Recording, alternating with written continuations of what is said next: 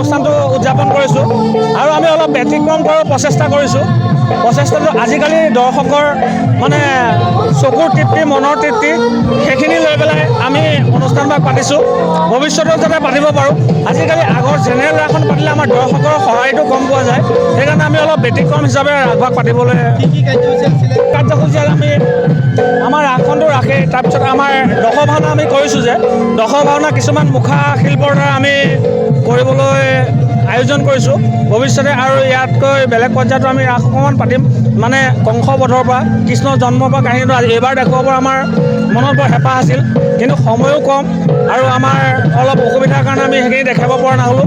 অনাগত ভৱিষ্যতত আমি শ্ৰীকৃষ্ণৰ জন্মৰ পৰা আমি কংসবধৰ গোটেইখিনি লীলা কৰি আমি গোটেই ৰাসখন পাতিম বুলি মনস্থ কৰিছোঁ। খুব ভাল লাগিছে। এবাৰ মই প্ৰথম কৰিছোঁ, চ' যিমানখিনি শিকিলোঁ সিমানখিনি নিজৰ ফালৰ পৰা বেষ্ট দিছোঁ আৰু বহুত ভাল লাগিছে। বহুত বেছিয়ে ভাল লাগিছে। গাঁৱৰ ল'ৰা দাদা ভাইটিহঁতৰ আৰু আমাৰ গাঁৱৰ দাদা ভাইটিসকলে চবেই বহুত সহায় কৰিছে। জুবিন গাৰ্গৰ গীতসমূহৰ ওপৰত আধাৰিত গানে কি আনে নামৰ এটা সুন্দৰ অনুষ্ঠান আপোনালোকৰ ওচৰলৈ আহি আছে অতি শীঘ্ৰে।